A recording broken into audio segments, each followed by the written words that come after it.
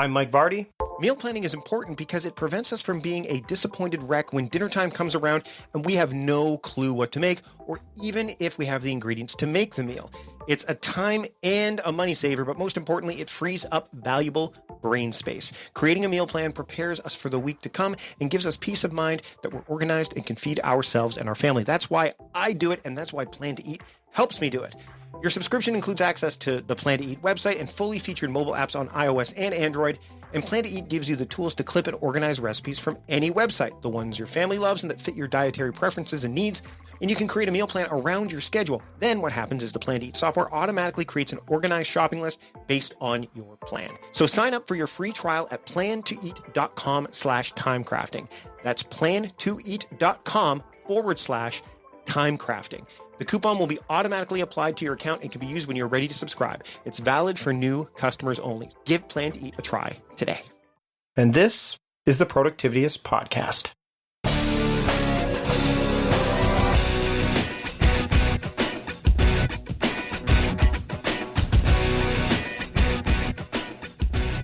Welcome to the Productivityist Podcast. I am your host, Mike Vardy, and this week on the show, doing something a little bit different. It's still productivity related, but I'm going to talk about beer. Wait a minute, it's not that different because I've talked about beer before, but this one is about going 1 year with no beer. Seems daunting for me, especially. I do like my beer. Got a beer cellar, for crying out loud. The OneYearNoBeer crew is on the show with me today. Andy, Ramage, and Ruari Fairbairns. See, I knew I was going to mess that up. It's hard to say his name, but that's okay. We actually talked about this during the episode. So Ruari Fairbairns is on the show with me along with Andy Ramage. They are the crew behind the 1 Year No Beer movement. It's a challenge to stop drinking for 30, 90, and 365 days and focus on diet, exercise, and the mind. They're the founders of 1 Year No Beer, and it has over 5,000 members as of when we recorded this. I'm sure there's more. At least there's one more, and I'll get to that in a second. In 72 countries since they launched in February of 2016. Now, why is there one more member? I took on the challenge. During this episode, you'll hear them call me out and say, would you like to do the challenge? You'll hear what challenge I did during the episode, so I'm not going to spoil that for you. I don't think it's the one you think it is. Maybe it is, I don't know. But you'll hear that during this episode as well. And of course, if you're a Patreon supporter, you should be listening to the Patreon edition of the show because you're going to get an additional 10 minutes or so of content there. But we'll talk more about that for those of you who aren't Patreon members as we wrap up the show. So let's just get into this right now. I'm going to get this name right. Ruari Fairbairns, Andy Ramage of the 1 Year No Beer movement, the 1 Year No Beer crew. They are my guests this week on the Productivityist Podcast. Let's get started. I'd like to welcome Ruari and Andy from the 1 Year No Beer movement to the Productivityist Podcast. Before you guys chime in, I want to say this was a difficult episode for me to want to do because 1 year no beer immediately was kind of like, wait, what? But welcome regardless to both of you. Welcome-ish. Yes, thanks, Mike. So I want to know, I mean, as soon as when you guys were decided that you want to be on the show, and we arranged for that to happen, I started to look around and I said, this is fascinating to me, not because of the fact that, what you guys are doing is, I mean, when it comes to removing beer from the equation, there are some obvious benefits, but the fact that you guys did it in this, like this 30, 90, 365 day program to kind of, make it measurable, I thought was fascinating. So, Andy, why don't you start off and just kind of say, why did you, first off, how did you two meet? And then secondly, what propelled you to kind of, start this movement? I guess if we go back a bit, me and Ruari worked together for about 10 years in an oil brokerage called PVM. Ruari's still there now. Actually, I left about 4 years ago. And so we're very close, very entrepreneurial, very successful in that business. And then that business entails lots and lots of drinking. That's what you do. It's how you do business. It's how you socialize. It's how you make new clients. So we found ourselves sort of wrapped up in this world that was all about alcohol, and to be successful, you need alcohol. And then around about 4 years ago, actually, I sort of started to look at various different productivity methods, started exercising, diet, went through all the usual sort of stuff. And obviously never even looked at alcohol. It just wasn't on the radar. It was just accepted that was always going to be something that I needed to do to be successful in business. But then the hangovers started to really drag on. Rather than be 1 day, they were 3 days. I felt lethargic. I wasn't quite myself. So I decided to sort of take a break. And this was, it could be a week, it could be a month, it could be sort of 2 months. And then eventually I plucked up the courage to try and do a longer stint. And I think I was about 3 months in, and I had my 40th, funnily enough, in Ireland, in Dublin, the home of sort of drink. And I didn't drink on that occasion. And Ruari actually got wind of this, and he just could not believe that, the Andy Ramage that he knew could actually go to Ireland and not drinking. Yeah, I'll let Ruari jump in. But unfathomable. Yeah, exactly. That this guy, I was the first in the bar and the last guy out. That was my personality. I had a big reputation for this. I built a business around it, and then suddenly I'd stopped drinking. And it was different in that I wasn't told to stop drinking. There's people in our industry or people that we know have reached that point where they are told, you have one more drink, you're going to die scenario. This wasn't, a dead end story, of a rock bottom story. It was actually, do you know what? I want to be a bit better. So that inspired Ruari, and suddenly there were two of us. And from that, we sort of started to meet together a lot and talk about different ideas about well-being generally. And then from that blossomed the idea for OneYearNoBeer, making it into a challenge. Could we help ourselves first and foremost, and could we then help others? And that's sort of where it all came from. And did you try to do the old, and I mean, I think we've all tried this at some point, where the hangovers were there, and instead of, getting to the root of the problem, you said, well, what if I drink a water with every beer? Or what if I have the two, did you have a hangover kit that you put in place to kind of keep things going? Or was it, you just kind of, was it a quick, rapid, okay, I'm tired of the hangovers, I'm just going to make the shift? Or was it, let me see if I can hack this first? Was that kind of what you did it before you went all in? Yeah, I mean, for me, I watered the plants. I mean, literally, watered the plants. I'd go out with clients and I'd have a glass of wine that I would never drink out of. And I'd just try to, let it get refilled. I tried gin and tonics. I moved back onto beer. I moved on to vodka. I tried, bottles only, 1 pint limits. Personally, I tried every single little hack in the book. But, again, this is very personal in this sense because everyone's different. But for me, all roads led to the same place. Was a big monster session where I'd wake up the next morning, with those whispering those immortal words, never again. So no, mine was a slow process over a few years of trying everything and failing by trying everything. And that was when I realized, for me personally anyway, the best way to try and get a grip on this was to take a long-term break. Now, Ruari, what about you? Did you kind of just say, well, if Andy can do it, I can do it? Or were you already there and you're like, join the club, let's make this thing happen? Yeah, so to put it into a bit of perspective, I'm born from on the Isle of Mull in the west coast of Scotland. So, I mean, I was basically born in a barrel of whiskey. I've never been that crazy drinker. I'm not drinking at home on my own. I'm not going to pubs on my own, but it's just a job that requires you to do an awful lot of drinking. And, the reason why Andy and I are now an authority on giving up alcohol is because it was years of practice to finally crack it. And we want to, that's why we built OneYearNoBeer, was to help people skip some of that or a lot of that. All these little tactics of putting Beck's Blue in a pint glass to make it look like a pint so nobody knows, just loads of little tricks that we had to try and get away with.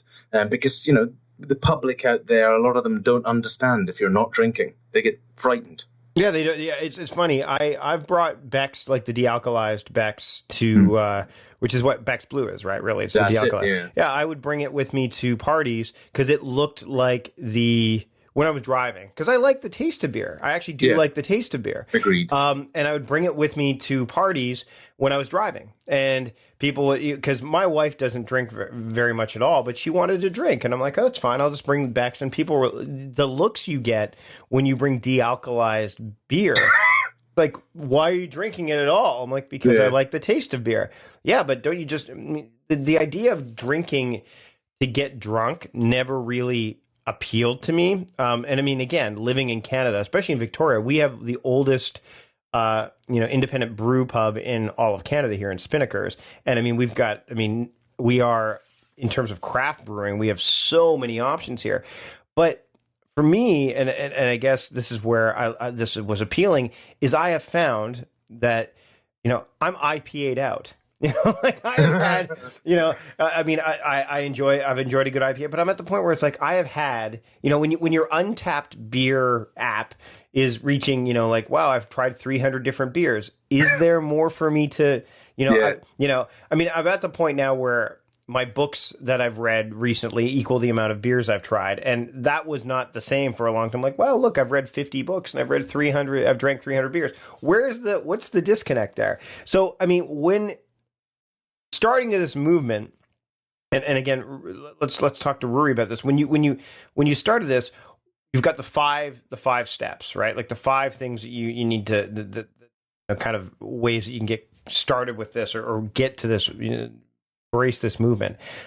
What was the toughest of those things to kind of crack? You guys have been doing this for a while, but what was the toughest? Like, was it a time of year where it was tough, where you said, oh boy, this may not be the best time for us to take this on, or this is where this particular step is challenging? Like, can you pinpoint any one in particular, Ruari?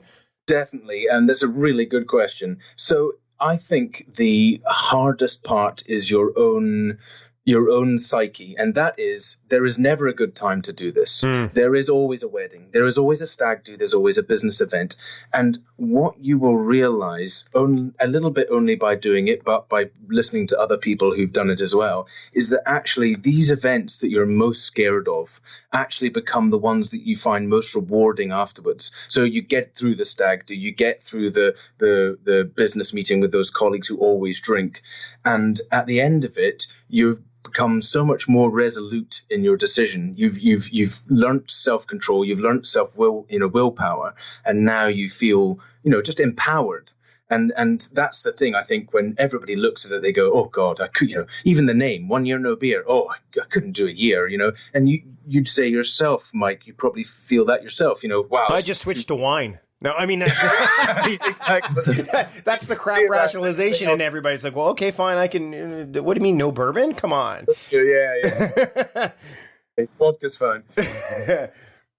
But no, you're. The thing is yeah, it hits you. I looked at it, and the thing is that, and I've thought about this before, and obviously, you guys, the work you guys have done leading up to this point. Now you've got this movement. There's that idea of, and I was watching this. It was a document. It was a movie, and it was about addiction. And people said, are you an addict? And you're like, well, I could stop at any time. And that's like a common thing that an addict would say. And I don't think, looking at what I do, if I don't have a beer or alcohol for 3-4 days, I'm not like, oh no, I need to have one. But the fact that I could stop makes me want to. Does that make sense in a lot of ways? Like that challenge, which you mentioned as one of the steps, right? Yeah, I want to prove to myself I could do this. Let's be honest. This is a huge thing to do, okay? It's a big thing to do, to go against your social conditioning, to go against what you're used to. We celebrate alcohol with everything. You're tired, oh, have a drink. You've had a long day, have a drink. You want to go to a party, have a drink. To go against that is really big. So the challenge is huge, and it shouldn't be whatever, considered small. No. And so, what can you guys, whoever wants to take the ball and run with this, walk through the challenge itself? Because I think, I'm looking at it right now, and every step to the challenge, like to sign up and get through it, it's like I feel myself going, this seems fascinating, but maybe tomorrow. Like you said, like there's no good day to start. So can you walk through what the steps are to the challenge? I think that the key thing is to pick a date. As we said, tomorrow, never comes. In all these things, you've got to just get stuck in. All the reasons Ruari mentioned. There will be a wedding. You'll get the first thing people are going to do. They're going to look at their calendar and go, "Oh, I can't quite do it because I've got the X, Y, and Z coming up in 2 weeks." Forget that. Do it anyway. Just sign up. Get stuck in. Something that we advocate through the whole of this is that if you slip up, it's not the end of the world. So don't worry. This is not, one of those where you're going to get told off or sent to the back of the queue or made to start again. If you slip up, the key is that you learn from your mistakes. So let's get that in the open right now, that you can. We don't encourage slip-ups, but if you do, it's very much part of the process, right? It took me 100 goes to crack this. It took Ruari, I think he did it straight away without any slip ups. So let's get that in the open. That's not the end of the world, but the process is to sign up. So once you've signed up, you're in the game. It's day one. You'll receive a daily email from the OneYearNoBeer system, which is timed to sort of approach those things that you're going to need in that moment. So in the early days, it's very much about just quitting alcohol, what you do in social situations. For example, you take out the ringleader. Lots of guys, and girls for that reason have all got that friend that sort of holds court in the pub or the bar, and you need to get those people on side. If you just turn up and announce to all your mates you're not drinking for the night, you're going to get slaughtered. You're going to get twisted. Your arm's going to be twisted, and they're going to make you end up drinking. So it's very much about preparation. It sounds over the top, but it's absolutely key. We say this time and time again. Winging it just doesn't work. You need to prepare and you need to plan all the time. So once you've signed up, you'll get the emails. And then really what we've found has been massively successful is the Facebook group and the forums. It's just our Facebook groups are buzzing. People are in there. It's all positive. People are not in there moaning about, oh, I'd love a drink tonight, or if I only had a glass of wine. It's none of that. It's, I've just signed up for a 5K. I've just run a triathlon for the first time. I've just gone back and studied. I feel brilliant. My home life's better. It's very much a positive attitude. So from the very start, another big part of this, we encourage people to book a challenge, a physical challenge, beyond their current capabilities. If you can just about do 5Ks, book a half marathon, and try and book this for the end of your challenge or towards the end of your challenge, because this really gives you something to focus on, some tangible reward. Because let's face it, when you stop drinking, you're going to get a lot of time back that was lost before. And this we can explore this a bit more in terms of productivity, but you get this time back and you get all this energy back, and you've got to do something creative and productive with it. And having something like a physical challenge really gives you something to aim for, and that's been a huge part of this. Let's talk about that, Ruari. Let's talk about the idea of getting time back. I mean, besides the time, I can think of it already, the time spent just sitting on a patio, having or in the pub, having a beer or whatever, the time that the recovery time, all that stuff. Some of the statistics that you guys have provided, like 70% of the people that you've worked with on the do you call them like OYNBers, or is it OYNBers? OYNBers, I like that. OYNBers. And 60% feel like their anxiety's been reduced. So where have you found that the time? We can definitely point out the obvious parts where time is, but what about the not so obvious, like where time is regained and where productivity is gained? Where have you found, either for yourself, and Andy, feel free to chime in as well, but that time is, and that productivity increases have come, but maybe the places you didn't expect it to be coming from? Another fantastic question. I love answering this one because I get to tell you a little analogy. So, we've all been in that situation, and it's a choice. Do you want a beer or don't you want a beer? Maybe you're just at work, somebody asks you out, do you want a beer? And the choice to say yes to the beer means you go down and you have one beer, and you maybe have another beer, and then, actually, I'll have another one. And then on the way home, you pick up some food you didn't expect, maybe a kebab or something like that, 'cause you're slightly late for dinner. And there's this knock-on effect. Maybe actually you don't feel so great, so you cancel your personal trainer. I wonder how many personal trainers are cancelled because there was drinking earlier. But this spiral into the negative from one decision carries on. And that's why we say that alcohol is a gateway to health. The flip side of that is by saying no, is that you get home on time, you do the work that you were supposed to do because you're not a little bit bleary-eyed, you're a lot more productive, you still get up at 5 o'clock in the morning and bash out all that stuff. And that is where there's a huge amount of wasted calories, there's a huge amount of wasted money, there's a huge amount of wasted time, and you don't really realize it. When I gave up alcohol during the 90 days. So following on from that, I renovated my house entirely. I was running I'm a full-time broker. We set up the OneYearNoBeer, and the OneYearNoBeer thing has grown enormously. It's been viral around the world. We've got the NHS and Public Health England saying there's nothing out there like this in the world. What we're doing is really unique. And so all of that I forgot to mention, whilst having a child. So and all of that was possible because I gave up alcohol, and I found this massive amount of increased time and increased energy. And I think really, as I described this the other day, it's like taking off the alcohol-tinted glasses in life and seeing it for what it really is and getting that energy back. So, yeah. Now, let's talk about the idea of the different levels of challenges. So you guys have the 30 or 90 days. What's the difference?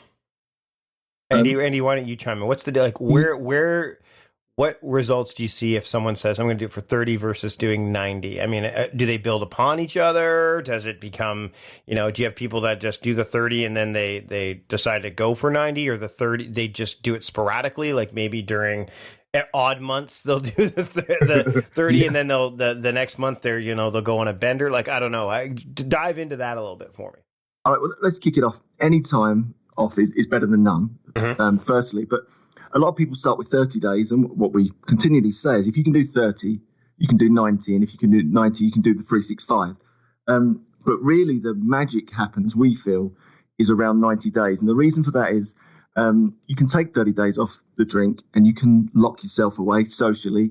You can cancel the calendar. You can, dream of day 31 when you can go out and, as you said, go on an absolute bender. And you don't really learn too much, if you know what I mean. Most people can take a break of 30 days, but they miss the magic because, as we discussed earlier, during the 90 days, you're going to have the wedding, the business meeting, whatever it is. You're going to have to restructure your social life. You're going to have to completely change your relationship with alcohol. You are going to have to function without it. Those social crutches need to come off. And it's during that you notice the productivity, the extra energy, the vitality, all these wonderful things start flooding back. We see it all the time. People get to the 30 days, you'll be in the Facebook groups, or they'll send us emails, go, this is great. And then you'll see it around 60 or 80 or 90. They just really get it. And then it's those big wow moments. They feel fitter, they've lost weight, everything starts to come together. So as much as we love, people to take any type of break, whether that be a week or a day for that matter, really the magic is if you can go for the 90, I think that's where you're going to see the big benefits. Let's talk about the day that we already talked about, like, no tomorrow. And Ruari, why don't you, I'd like to hear both of you on this because, so let's say that you look at the calendar and you say, I'm going to start it on January 1st. And I know you've got a blog post that talks about, January. And if you've listened to me talk about my stuff, I never start my year. I'm not a big believer in New Year's resolutions. I think that they're very dangerous because you say you're going to quit something for, 31 days and you do it and you're like, okay, if it falls off the wagon, it's okay. Because everybody falls off the New Year's resolution bandwagon, right? But is it, how much of a, you place an emphasis on the idea of having like a landmark start date, like say the birthday or something like that? Or is it better in your estimation to say, I'm just going to start today? Get stuck in. Absolutely get stuck in. And while we're talking about, who this is aimed for. So I know that some people might be listening to this. Some of you might be listening to this and saying, well, I'm not quite that heavy a drinker and I'm in check. I don't really need to worry about my drinking, blah, blah, blah, blah, blah. Anyone who is drinking over the recommended amount, and in the UK that's 14 units, so just to explain, that's 2 bottles of wine a week. Anyone who is drinking over that level, I'm telling you now that you will benefit enormously from giving up for 90 days. And it is in that 2 to 3 month period where the real magic will happen for you, the real clarity, the real energy. That's when it'll start to change. Can I just jump in there? Something we haven't really touched on yet is sleep. Sleep is so important. I'm sure, on the Productivity Podcast, it is number one. You've got Ariana Huffington, just released a book on it. Sean Stevenson, the podcast. Yep. It's so important to productivity. We all know when we're lacking sleep, things just don't happen. Life's a slog. And alcohol, we've seen this firsthand. We know this. Even a small amount, even that 1 pint. So that's exactly to expand on what Ruari's saying there. You might be sitting there listening going, well, I only have 2 drinks every evening. I have a bottle of beer every evening. I don't drink a lot excessively. But those 2 drinks are affecting your sleep. Fact. And we know this. We've had people come through the system and it has changed their life on just the sleep alone. They've spent the last 20 years feeling tired, constantly groggy, drinking alcohol, sometimes to get them to sleep. Unbeknownst to them, it's the actual very thing that's affecting their sleep. So they're not productive. They're sluggish. They haven't got the energy, that vitality. So sleep is so important. And even a small amount of alcohol will affect your sleep. It's amazing that, what we put into our bodies, how little we understand that it affects us in many ways. Coffee, a great example. Like coffee, people I have my cup of coffee in the morning so that I can get up and go. But the problem with coffee for a lot of people is that the caffeine is a big high and then the dip. The big dip, whereas tea is a long drawn out process of caffeinated, pleasure or bliss, if you want to call it that, right? But alcohol, you're right. If people will say, I need to unwind, and relax. I'm going to have a beer or whatever. If you do that at 10 at night, okay, you're going to have a tough time sleeping. And I mean, as a night owl, that's one of the things that I've been professing to others that are night owls. I'm like, don't get caught in the it's the witching hour. Let me go out and let me have a beer before I go to bed.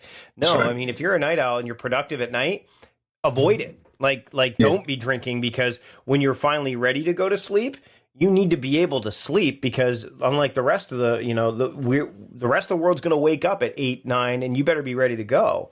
Yeah. So it's very tricky there too. Now I want to spend a little bit more time talking about the mindful components of it, because meditation is something that you guys talk about a bit on your site as well. And I mean, a lot of the stuff you guys are talking about is related to, peak performance and health, and where alcohol can come in, and where the OneYearNoBeer movement can definitely help with that. But it can also help with the idea of mindfulness. Isn't that correct? And Ruari, why don't we start with you? Andy's the man for this. Andy. Then let's start with Andy. Even though his last name is Savage, I think, or Ramage. Savage, Ramage. I've been called worse. Believe me. I started out my life as a professional footballer, and I got very used to the fans using and abusing me all day long. Well, as a guy who's just started to get into football, and I'll use the real term, with Vardy now being a guy that's a name, the synonymous with football at this point. I'm actually paying attention to that now too. So, anyways, Andy, dive into the mindfulness component. Yeah, and this is something that's very dear to my heart. I'm a qualified mindfulness awareness coach and all these things, and I'm well read on the subject, and I wanted to bring this into it. One, because we've got a lot of men coming through the system, which is quite interesting. And I wanted to slowly introduce the idea of mindfulness to lots of these people, because I think it is so important. And I think it was for me, definitely, mindfulness gave me that sort of extra awareness that I needed at the time to actually be aware of your habits. I think that's so important. So many people were just sleepwalking. I'm not necessarily talking about the actual practice of mindfulness. We can come on to that, but actually just being aware of what's going on. We sleepwalk through our lives. We eat the same things, we drink the same thing, and people just don't stick around to question what's going on. And it wasn't until actually I got involved in mindfulness that you actually start to, wake up to these things, and everything started to change. So we've slowly drip fed it into the support email. We talk about it here and there. We haven't tried to sort of force it on anyone, because I think people don't like being told what to do, but slowly but surely people are picking up on this. And then we've had a lot more requests for mindfulness. And at the moment, we point them to the obvious place, which is Headspace. And there's the app I'm sure you're familiar with. Yep. Just to give them that experience, because I think it's so important that people are actually aware of what's going on in their lives. Now, you guys have meetups too, right? Now, are they only happening generally in the UK at this point, or is it happening across the world? We're working on our first Vancouver meetup coming shortly. The answer to that is that if you want to host a meetup of people who are not drinking and use our system, then host something. And we've got a first couple coming up. We've got somebody doing a bowling night in central London that has been organised by one of our members. But the other element of this is that we've had quite a big response for our fitness, our challenges. So one of the key elements of OneYearNoBeer is that you book into a challenge. Now, this should be after your 90 days, and something which is beyond your means now, which will force you to focus on give a bit of exercise over the challenge. So it could be a Tough Mudder or a marathon or whatever, and so we've had 20 odd people at the Dublin Marathon. We've done Tough Mudders with groups of people at Tough Mudder. And that will only grow. So again, and I think that's a fantastic way to meet up. Yeah, and I mean, I guess the trick is, actually, this would be an interesting way to look at it. So for these meetups, are they happening in drinking establishments just to or are they removed from that? Or 100%. Does it matter? Yeah, they're totally in there, right? You want them there, right? 100%. 100%. Yeah. This is about proving to you that you can live a perfectly normal, fantastic, even better life without alcohol. So we're going to meet you at all the places where you fear it the most, and stand with you side by side and say, you know what, actually, this is fine. You're standing here with a non-alcoholic drink. And a lot of drinking alcohol is just psychology. It's just habit. It's, I feel I need this. I feel done that. And once you start to switch out for non-alcoholic alternatives, very quickly you've forgotten about it. In fact, 90 days. What are some of the non-alcoholic alternatives? We mentioned, and there's drydrinker.com, which I'll link to in the show notes. But we mentioned, obviously like the de-alkalized beer. What are some of the other ones that people are gravitating towards? I mean, water would obviously be one, but maybe ones that have some flavoring or something that will kind of curb some of that need for like either a carbonated beverage or something that's got a little bit more flavor to it. Well, one of the most exciting ones come out of the UK at the moment is a product called Seedlip, and that is the world's first non-alcoholic distilled spirit. And they're going absolutely mad about it in London at the moment. All the bars, because they can finally make cocktails with a spirit base. So I've got a bottle of that here, and then you've got non-alcoholic ciders, Copperbergs. There's lots of alternative drinks now. Kombucha. A lot of people are drinking the teas and things. So really, I think in the early stages, a lot of people switched to like the non-alcoholic beers, mocking drinks to try and get away from that peer pressure. But then later move on to just being, it's an amazing feeling when you go out socially and say, I don't drink. And then you just feel comfortable drinking water. Yeah. Yeah. Or even like, tonic, like what I do here, and this is more for the soda problem, is I will have like the soda stream and I'll just throw some like fresh lime or lemon inside of it. And even the water I'm drinking right now, I'm drinking water. I've got an infuser inside of it and it's lemon water, and I've got a cucumber water upstairs because I want to drink more water, but you want to spice it up, right? Yeah, absolutely. So this has got to be a question for you, Mike, is how much are you drinking at the moment? And do you think from our conversation that you would benefit from doing 90 days? Oh, I think so. I don't drink. I probably have, when there's beer in the fridge, it gets drunk. One of the cool things that happened is I've had a beer cellar over a long period of time, and I've let that thing dwindle down to almost nothing. I've gifted some of the stuff away. We still have a couple of vertical tastings that we like to do, but by and large, I'm not drinking as much. But if there's beer in the fridge, I will drink it. And so I think for me, the big benefit would be a 90-day challenge would help, because I'm also trying to get in better shape. And I want to definitely touch on the idea of family and how that plays a role too. But I'm going to be 42 in July. I'm not getting any younger. And yeah, when I have a beer, I notice it. When I have a drink, I notice it more. And it's not, maybe it's wisdom meeting knowledge at this point when you get to this age where it's like, where do I want to put my energy? Where do I want to put my time? And, the ability to not have that, there is I think is powerful. You used to think like, oh boy, I can't do it, but there's a power behind it that I've never, and I think I have to thank guys like Di Manuel, who's written the Whole Life Manifesto, and then, other people that I've talked to who said, like if you remove that and you see the results. I've had blood work done when I was doing fitness, like food, dietary changes, and my cholesterol dropped 28%.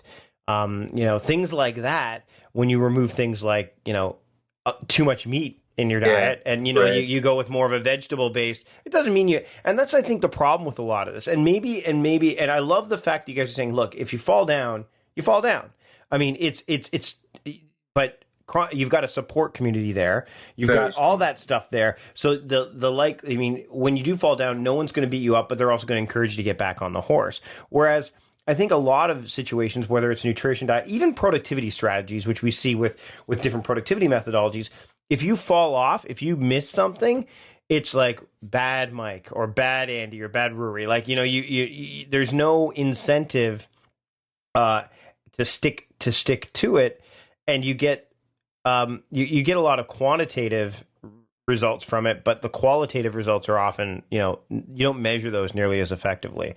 And I think that, when I saw the blood, like I would look at my, when I was working out, I would see that I'd be losing weight. And then all of a sudden I started gaining weight again. And I'm like, why am I gaining weight? Well, because my fat's turning to muscle, and muscle weighs more than fat. But your brain goes, I'm not losing weight. Why am I doing this? Forget this noise. And then you go back to the old habits, right? Yeah. So I think it's important. I think for me, to do a 90-day. And yeah, I mean, as we were sitting here talking, the reason I asked you about the whole like benefit of having a specific day to start is maybe I'll start on my birthday, or maybe I'll start on this day. And I'm looking at my calendar and I'm like, I'm going to the World Domination Summit in August, and that's going to be a real challenge because I'm going to Portland and I'm speaking and there's going to be a lot of stuff there. And then I thought, well, wait a minute, why don't I just start today? Yeah. Like, why don't I just start now? You're and then done. and then that's it. Like, remove the friction from it. So I think that, yeah, I definitely think, and I think that more people, if they looked at it through that lens, they're going to see it as opposed to subtraction. Look at it as a point of like, I'm not removing alcohol, but look what I get, as a result. Like, if I remove alcohol from the equation, these are the benefits of it. And here's the way I get those benefits is by removing alcohol. That sounds amazing. And let's get started. And in 90 days from now, we'll get you on our podcast and you can tell everybody exactly what's happened for you. Yeah, absolutely. And you know what? The 90 days is key, because if it was 30 days, the only thing that happens between now and the next 30 days, and we're recording this as we record this in June, I would be, my birthday happens. So that's the only thing that would happen. But over 90 days, I've got my birthday, I've got the World Domination Summit that's happening. I've got, and by the time that wraps up, I'm off to San Diego to do FinCon. So I would imagine that, and I've seen this happen already, when I was doing the whole 30 plan and when I was doing the 90 DC challenge that my friend Chris Watt gave me, 30 days, once 30 days was done, I wanted to do more. Like the whole 30, I've ate better since then. And, the 90-day challenge I've done with Chris, I've stuck to a whole food plant-based diet largely, which is funny because the whole 30 is mostly about eating more meat. And I've become mostly, I would say, vegetarian at this point, with a bit of meat here and there. But it's not an all or nothing thing. And I think that's the big thing for some people. And they try to, the other thing is what and maybe you could speak to this too, is that they try to do too much all at once. Say, I'm going to stop drinking and I'm going to eat better and I'm going to do this. And that, like, does that set yourself up for success if you don't plan it properly? I don't think so. What do you guys think? Yeah, I mean, I'm very similar actually in that, I eat almost a vegan diet at the moment. But you're right that some people do try and take on too much at once. They're not going to drink, they're going to get healthy, they're going to get fit.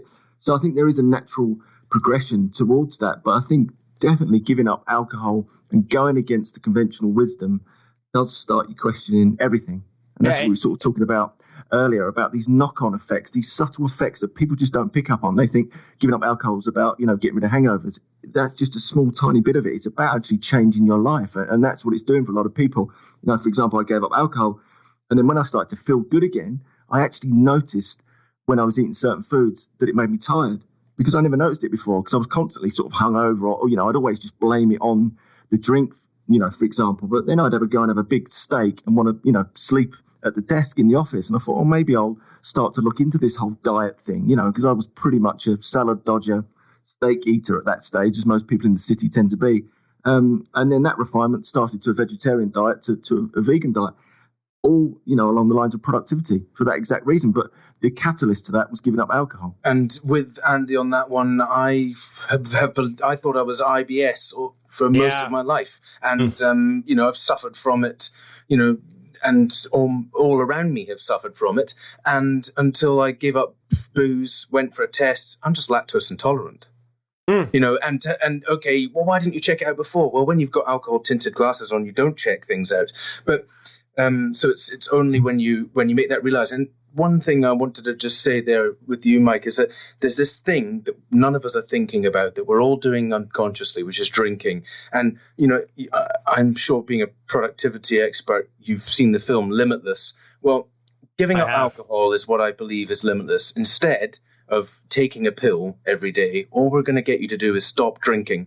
And the awakening that will happen within you is like the Limitless. Guys, this has been great. Thank you so much. I will definitely want to be talking to you after this. So, while this episode will generally be airing at the tail end of it, I will be putting at the beginning and ending how I did. So that'll be awesome for people to hear. So people will hear that. And then I'd love to jump on yours as well. So people can go where to sign up for the challenge, and where can they find each of you online? So the best place is to go to www.OneYearNoBeer.com. And that'll take you into all the sign-up process. We have a very active Facebook group. It's a closed Facebook group. Search for it on Facebook, 1 Year No Beer. Andy and I are in there every day. And the other way to reach us is Andy or Ruari at OneYearNoBeer.com, and we answer every email. We're around, happy to offer any tips and advice. Get in touch. Awesome. Thanks so much for joining me today on the Productivityist Podcast, guys, and thanks for putting me up to this challenge. Amazing. Thanks for taking it, Mike. Great stuff. Thanks, Mike. So there you have it. Now you know 90 days. I am doing 90 days of this challenge. Now, when I recorded this, obviously, I was on day 0. As of this recording of the outro, when I'm recording this, I'm on day 53 with no alcohol. Now, I will say that I haven't focused as much on the exercise and the mindfulness stuff. I'm pretty good with the mindfulness stuff. I need to get more into headspace again. But I definitely need to get back on the exercise train. That's always a challenge for me. But my diet has improved as well. I'm still doing a whole food plant-based diet with a little bit of meat here and there, but not much. And I'm noticing, I've noticed already the difference of not having alcohol in my life in basically what's equivalent to the 2-month period at this point. I am drinking the near beer equivalents, and I'm finding some good ones, but I'm trying to even steer clear of that as well. It's funny, I didn't share this even on the Patreon episode, but I'll share it with you now. One of the things that happened during the 90 days is my birthday happened, and I turned 42 years old, and my mother decided that she would send me something from a florist, and I thought, oh, it's going to be some flowers, how nice. No, she sent me a beer K, which is basically a bunch of beer and some pretzels and like junk food and stuff in a really cool basket. And I saw the 6-pack of beer in there, and I was like, well, I guess that's sitting in the fridge. I have not had one of them yet. I've shared it with friends, and I don't know how much more alcohol. I think this is definitely going to change my habits for the long haul. So 90 days. I'm not going to confirm that I'll never have another sip of alcohol again. I don't think that's an issue for me. I think the importance is to, just know what effect it has on me and on my productivity, especially as I'm working on these big projects, and how I can use it, how having it not there is more helpful than having it there. So maybe you might want to take a challenge on like this. Head over to OneYearNoBeer.com. Check out what they have to offer. I want to thank Ruari and Andy for joining me on the show this week. I want to thank John Polstra for putting this episode of the podcast together. Sorry, John, when we're down at World Domination Summit, which this episode will be airing around that time, I won't be able to have a beer with you. And Portland, that's a place where lots of beer is happening, but unfortunately, can't happen there. But I want to thank you for helping, for producing the show and helping putting this together every week. Now, there was additional content that you didn't hear during this episode, if you're listening to this edition, because Patreon supporters get additional content every week, not just during the weekly podcast, but during bonus episodes as well. So, what you will do is, if you want to get additional content, what you should do is go to patreon.com/productivityist and sign up for one of the many perks that are there. There's different levels. There's actually only 4, but you'll be able to sign up for one of those perk levels. And what you'll do is you'll get additional content, weekly episodes, additional bonus content depending on what tier you choose. You can even get coaching experience. There's a limited amount of coaching slots there as well. So head over to patreon.com/productivityist to make that happen. If you can't, or don't want to, or aren't ready to do it yet, just give the show a rating, a review, give us some feedback in iTunes or Stitcher or wherever you're listening to this podcast, so that way we can make the show better. That's it for this week. I'm off to have a near beer. Until next time, I am your host, Mike Vardy, reminding you to stop guessing and start going.